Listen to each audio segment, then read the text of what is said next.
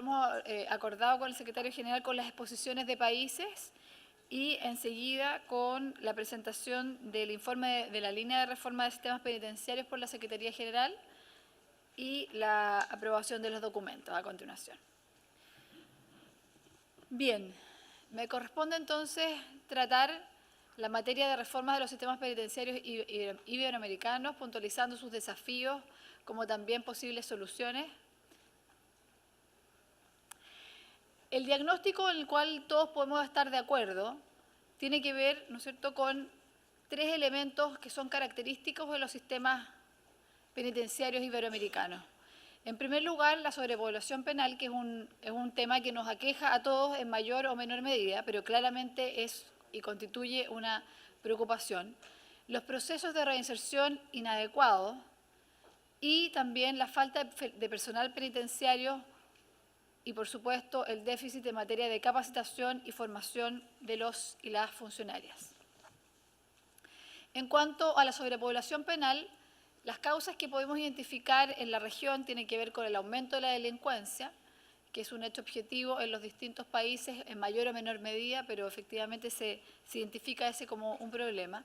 También nuevas áreas reguladas por la vía penal, nuevas formas de delito, o más bien tipificación de conductas por la vía penal, la larga duración de la detención provisional, y esto tal vez es uno de los problemas más acuciantes en la región, en términos de que la proporción de personas que están esperando, ¿no es cierto?, su sentencia o su resolución judicial de su caso, son todavía muy numerosas. La implementación de nuevos sistemas procesales también ha incidido de alguna manera, y el caso chileno en ese sentido me permito comentarles que es tal vez un ejemplo.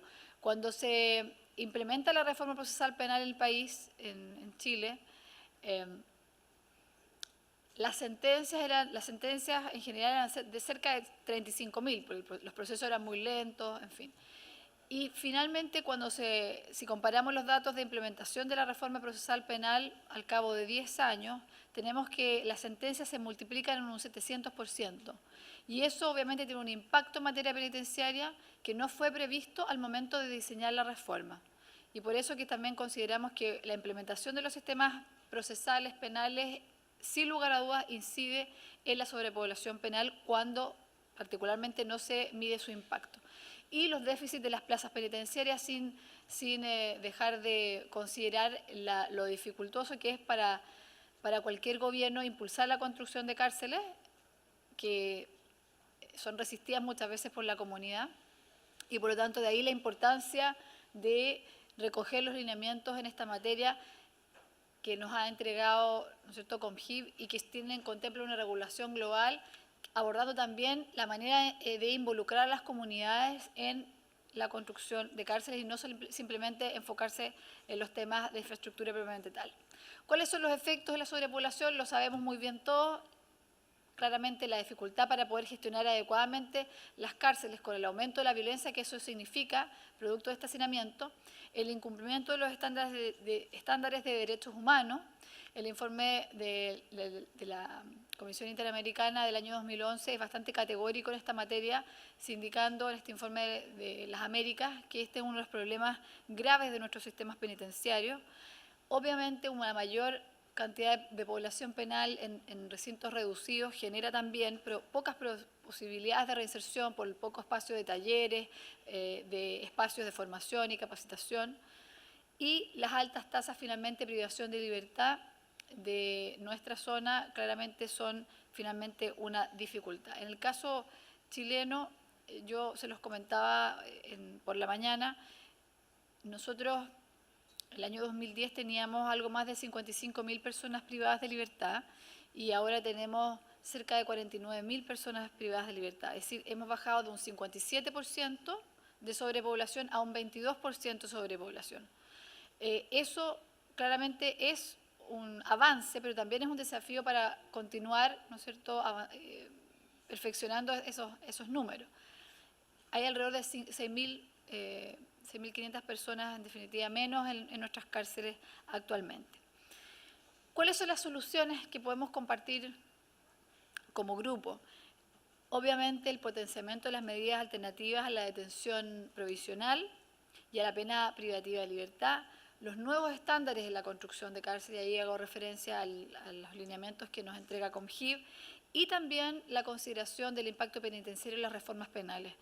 Y esto yo creo que nos identifica también a todos. Muchas veces se pretende solucionar por la vía del Código Penal, incorporando nuevas figuras punitivas, sobre todo en razón de determinados hechos de conmoción social, y se produce este fenómeno de la expansión del derecho penal, pero sin que ello necesariamente vaya de la mano del análisis de las tasas de privación de libertad que eso en definitiva puede imponer, puede determinar. También es importante mencionar dentro de las medidas alternativas a la detención provisional y a la pena privativa de libertad la implementación de los tribunales de tratamiento de drogas en nuestra región. Nosotros en la actualidad, simplemente se los comento a título ilustrativo, estamos con una unidad de coordinadora de tribunales de tratamiento de drogas a cargo del Ministerio de Justicia. Estamos ampliándolo a todo el país y nuestra idea es impulsar un proyecto de ley para ampliarlo más allá de la suspensión condicional del procedimiento. Esto es, ampliarla a sujetos reincidentes y también eventualmente introducir esta forma de tratamiento bajo la modalidad de suspensión de condena. Así que eso nos parece también que sería un elemento importante. También es relevante destacar una iniciativa que no ha prosperado aún en nuestro país, pero que eventualmente en algunos de sus países tal vez sí o está en vías de hacerlo, es una agencia de control de las medidas cautelares personales que incide mucho en la percepción también de control o de impunidad que puede tener la opinión pública. Esto es, ¿no es cierto?, de qué manera efectivamente se da cumplimiento a las medidas cautelares impuestas por los tribunales de justicia y quién controla que ellas efectivamente sean cumplidas. La siguiente. El segundo elemento son los procesos de reinserción inadecuados, y aquí las causas que podemos detectar en la región es que la población penal mayoritariamente es imputada y no condenada. En el caso nuestro, antes de la implementación de la reforma procesal penal, el 80% de las personas privadas de libertad estaba imputada, es decir, esperando su sentencia, y solamente el 20% estaba condenada. Hoy día esa tasa se ha revertido. Hoy día la mayoría está actualmente condenada, y muchísimas personas, y solamente un 20% está esperando su decisión final. Pero en la región en general sabemos que es un problema el alto porcentaje de personas imputadas. También tenemos en general pocos profesionales con poca capacitación para un número de población penal a atender que es bastante elevado. Otro elemento que también es bastante transversal, desafortunadamente, es la falta de comprobación empírica respecto de la eficacia de los programas. Muchas veces los distintos gobiernos impulsamos distintos programas que no necesariamente van acompañados de evidencia empírica que demuestre su efectividad. Y eso, sin lugar a dudas, eso es un gran desafío. O sea, ¿hasta qué punto vamos a impulsar programas que no tengan sustentos empíricos confiables o claros? Y esto, permíteme comentarles que tuvimos nosotros la visita de Vivian Stern y Andrew Coyle, que son dos consultores que son verdaderos referentes en materia de administración penitenciaria y derechos humanos, y específicamente ellos planteaban como un elemento central el tener esta evidencia para poder tomar decisiones de políticas públicas, de una manera que es algo no habitual en nuestro sistema. Y realmente constituye un desafío respecto al cual deberíamos meditar. También la incomprensión de las características particulares para ciertos grupos de detenidos o de personas que están cumpliendo condena, como acontece en el caso de mujeres y también de jóvenes, que bien sabemos que tienen necesidades especiales. Por lo tanto, cuando tenemos necesidades especiales, tenemos que tomar medidas especiales. Y por eso que hacíamos la reflexión por la mañana de que la infraestructura no es neutra, tiene que estar al servicio de las necesidades de esas poblaciones que tenemos que atender y que están a nuestro cuidado. Los efectos, claramente, es la afectación de la seguridad pública por el aumento de la reincidencia, y vemos cómo finalmente esta solución que se ve tan fácil desde el punto de vista de la opinión pública, que es, como lo decía de alguna manera Víctor por la mañana, que es encarcelar a las personas y y olvidarse o depositar a las personas en las cárceles y finalmente tirar la llave, no genera ninguna solución. Todo lo contrario, aumenta la violencia, aumenta el contagio criminógeno y aumenta la reincidencia y, por supuesto, aumenta la inseguridad.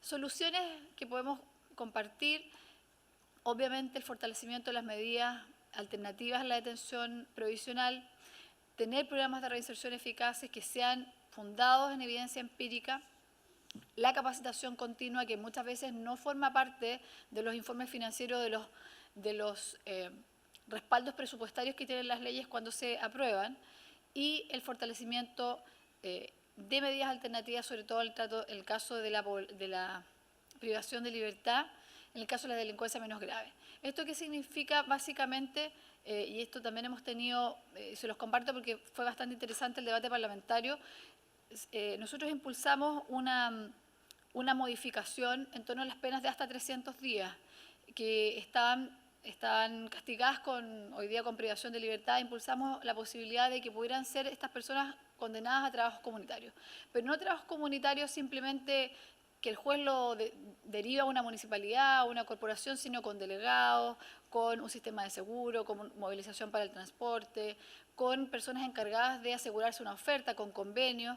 Y entonces esto, en nuestro juicio, vamos a empezar a implementarlo a fines de este año, va a permitir que también exista una confianza en la ciudadanía que la sanción efectivamente se cumple.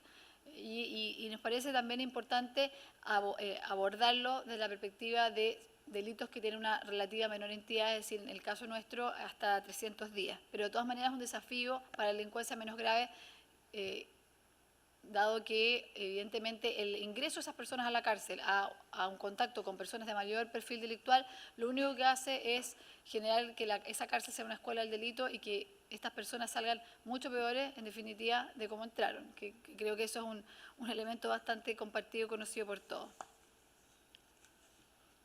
Siguiente. Y el tercer elemento, como comentábamos al principio, es la falta de personal penitenciario con un déficit de formación y capacitación. Las causas de este problema son las instituciones penitenciarias con una estructura marcadamente jerárquico-militar, con poca participación a veces de funcionarios civiles, una mirada distinta en esta materia. También la falta de comprensión sobre la relevancia del sistema penitenciario en materia de seguridad pública, como que no se le asocia normalmente con la seguridad pública. Se piensa que la seguridad pública está instalada, ¿no es cierto?, en las policías, o que tienen que ver con ella directamente las instituciones actoras principales del sistema penal, y el sistema penitenciario, que es el que acoge todo el resultado de ese trabajo en materia de justicia penal, finalmente no forma parte ni es considerado un actor relevante en materia de seguridad pública. De hecho, si uno revisa y analiza las encuestas de victimización, normalmente cuando se ve cuáles son las causas que inciden en los aumentos o las disminuciones de los índices de victimización, normalmente no se considera el factor del uso de la privación de libertad como un factor que incida o que tenga alguna relevancia en la variación de estos factores. Y eso también da cuenta de que no se considera esta arista. En cuanto a los efectos, obviamente, que genera este problema es la dificultad de poder gestionar un control más efectivo en las cárceles, y también que este trabajo penitenciario sea más atractivo para incorporar nuevo personal. Las soluciones que compartimos es relevar, posicionar la gestión penitenciaria dentro de la estrategia de seguridad pública, y también generar y mantener continuamente procesos de formación y capacitación. Y por eso es tan relevante el trabajo que realiza CONGIVE en esta materia, alineando y compartiendo visiones sobre esta materia. Tal vez esto, de todos los temas, tal vez este sea uno de los más difíciles finalmente, porque también implica un cambio cultural, no solamente al interior de nuestros propios gobiernos, sino también desde los propios funcionarios, que son muchas veces estructuras monolíticas y muy resistentes al cambio. Pero obviamente eso no nos puede desanimar, todo lo contrario, nos tiene que animar a tomarlo como un desafío muy positivo.